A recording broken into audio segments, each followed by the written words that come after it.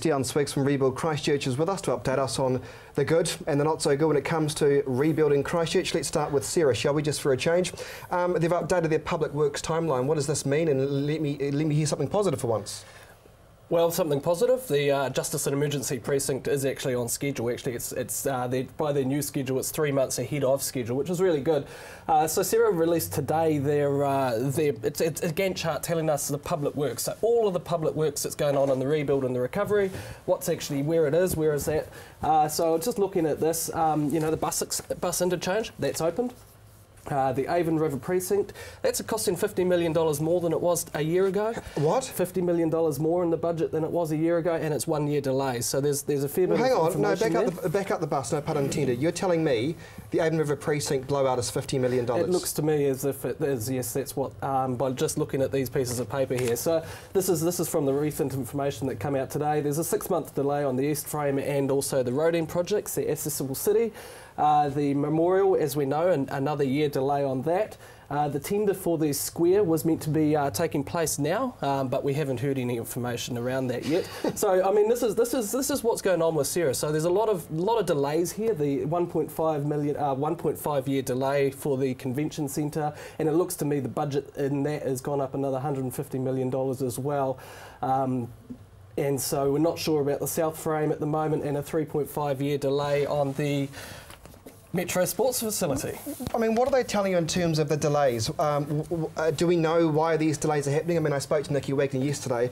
She blustered her way through the interview on ZB and said everything's very complicated, and that's the only bit I got. A disappointing response from Nikki, as far as the listeners were saying. Yeah, we're not hearing anything as well. Like, there's no one that is actually telling us why these delays are actually happening in terms of these public works, especially around the Crown. If we turn over the page, we've got a little bit more information around the council. There's a few delays there with the library, but they're only like 6 months to 3 month delays from a year ago.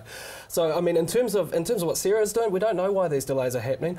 But you know, as I said, there is some good stuff happening. The Justice and Emergency Precinct is actually on schedule. The bus interchange was on schedule, and there's also a couple of other things. And the other thing actually was very interesting. If you look at the public work stuff, the Ferrymead Bridge actually came in 6 months ahead of schedule. So, you know, so there's some good stuff happening. It took a long time, but it's actually happening. Some other good news, I suppose, progress with the Town Hall, whether you want it or not. Hawkins gets that major contract deal. Yeah, so Hawkins got the contract for that today. The council announced that, so they're going to start work mid-July. Hopefully the Town Hall will be reopened in 2018. Quite a long time, but they're going to be building up to 100% of the new building code, which is actually really good, so it's going to be very safe. A lot of people can have a lot of confidence in actually seeing something historic in the city.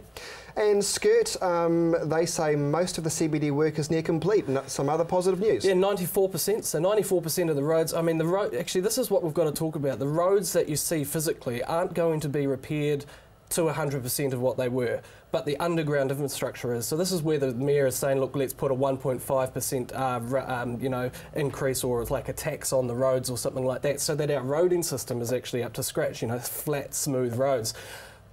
94% is the underground infrastructure. So when Skirt talk about their progress, most of that's the underground infrastructure. In terms of the whole city, we're about 70% done. They're doing a heck of a lot of work out in Aranui at the moment, and that's one massive project. They're just about to start some work on Woodham Road, which is another 1.5 years of work. But these are big projects that are now starting to happen, and they're going to have to, they do take a long time to get done. But you know, when we talk about roads, we've got to remember that when Skirt talk about the work that they're doing, it's not necessarily roads will be fixed to what we had before. Sure. Give us an update on the class action against several insurance companies. Where are we at with that?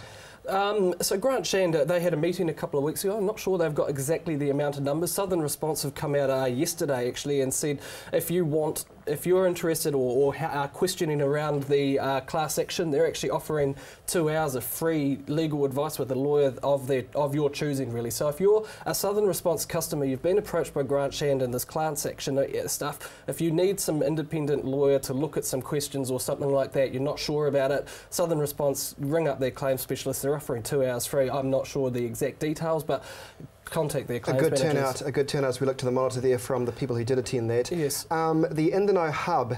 Now that's being kept open until the 27th of August. That's something positive, right? In the Know hub at Eastgate Mall.